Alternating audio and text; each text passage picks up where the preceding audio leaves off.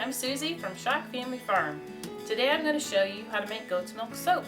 I've been making soap for 9 years using our own raw La Mancha goat's milk. Goat's milk soap is good for any type of skin, including those with psoriasis and eczema. It also has extra vitamins and minerals that makes for a great moisturizing bar. Are you ready to get started? Let's go!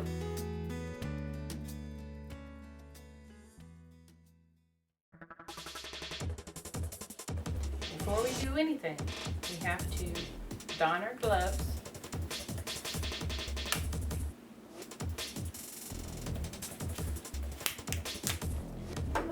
put on our goggles. Let's do this.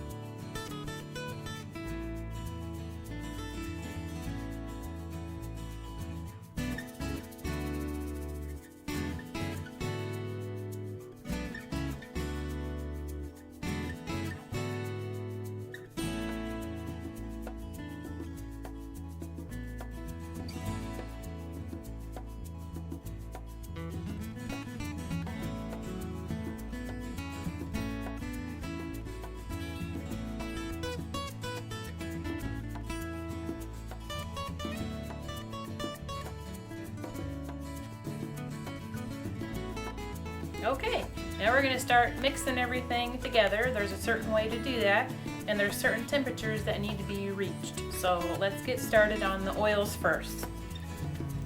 We have our olive oil in the pan already. Now we add our coconut oil.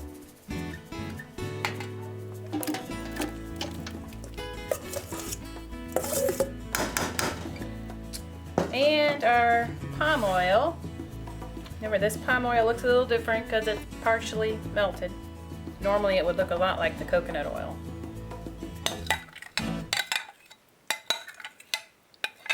You don't have to melt it if you don't want to.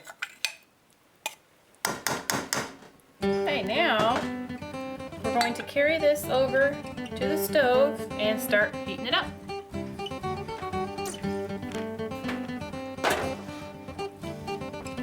Turn the stove on low.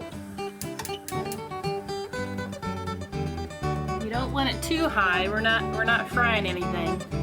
And we're going to mix it up.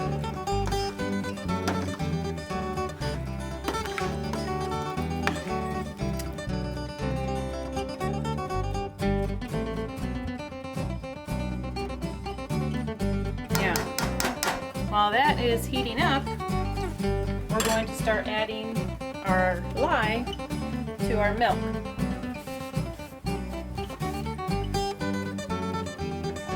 Okay, now we're over at our sink with the milk. Now notice it's in a bunch of ice water. That's to keep the milk from getting too hot when we add the lye. If you add the lye too fast, you're going to scald your milk and it'll turn an orange, nasty color. So we need to add the lye slowly, a little bit at a time. Stir a little bit, add some more, stir a little bit until it's all added, and it has to be at a temperature of 85 degrees before we can add it to the oils. The oils have to be 125 degrees. So remember, oils 125, lye and milk mixture 85. So let's start adding a little bit.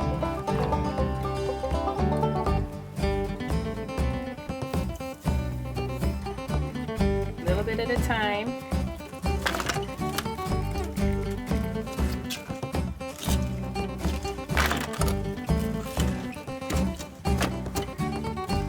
good reason to keep it partially frozen is you can add it a little bit quicker than you would if it was all melted.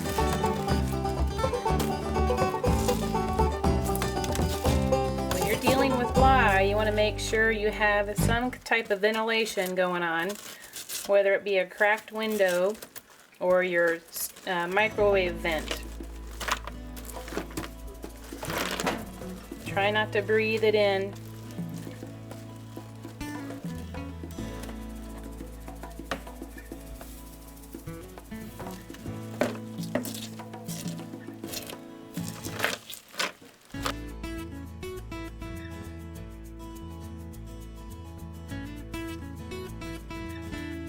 Okay, as you can see, it's getting melted.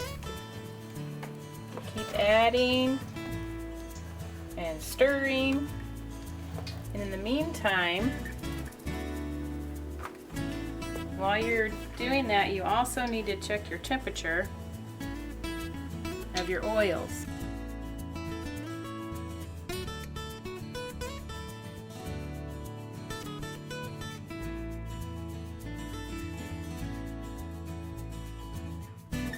Okay, now once your oils have reached 125 degrees, and your lye and milk mixture is all mixed in and is at 85 degrees, it's time to pour your milk mixture into your oils.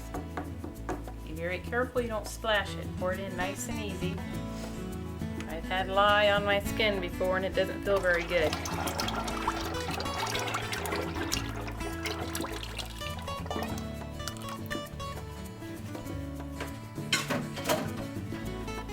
We're going to stir.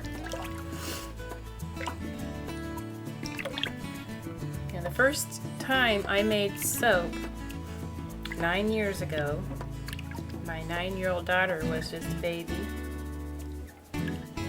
barely walking, and I did not know that you could use a blender. So I was standing at the stove stirring for 4 hours. Still did not saponify, which brings up another subject. Saponification means that the soap starts to trace. You pick it up and it leaves a little trace. It's time to get that soap in the mold quick. Okay, that's what you want. That's our goal, is for this to saponify. But I'm not going to stand here for 4 hours. I'm going to put it in the blender. Okay.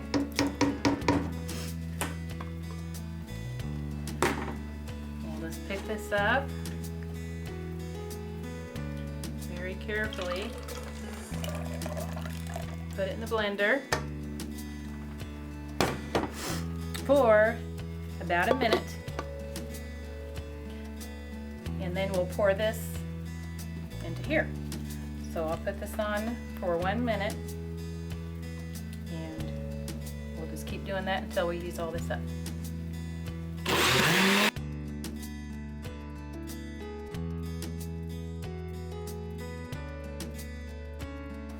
Okay, now that you ran your soap mixture in the blender, the first round, it's going to look like this.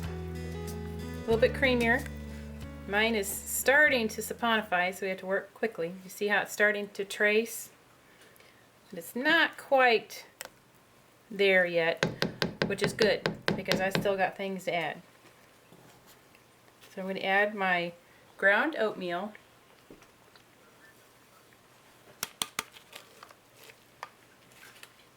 and the honey,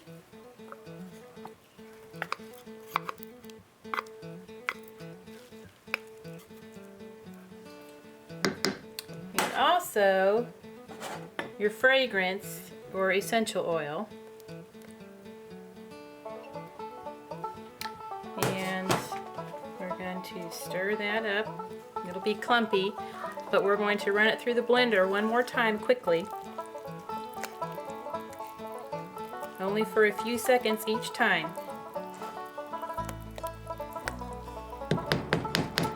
And I'll show you why. Look what's about to happen. Okay. We'll run that through just for a few seconds.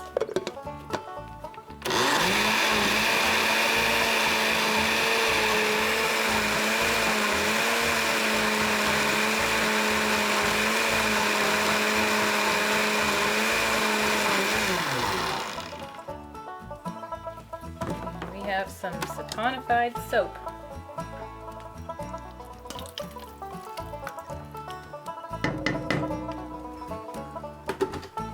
When we blend this other mixture, we're going to continue to stir that one, or it will get clumpy. So I'll keep doing this, and we'll be back when I get all this mixed.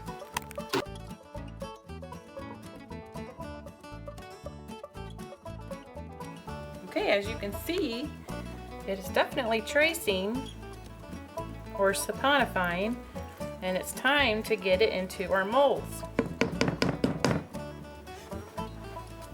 I got this mold at Brambleberry. It is my absolute favorite mold. So what we're going to do is we're going to take the insert out. Scoot that aside here. And just pour the mold, or pour the soap in our mold. Doesn't that look good? This is one of my favorite recipes.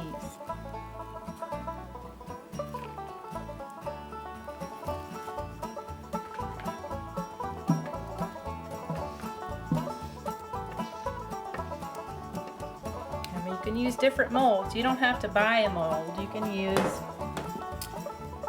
PVC piping to make a round bar.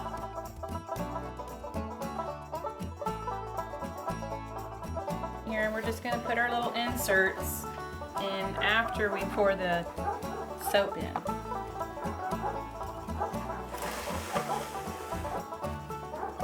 Make sure everything's pushed down. You can hear the dogs barking for about something out there.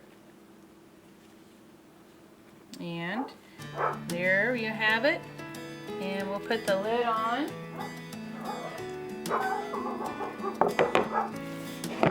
And there you go.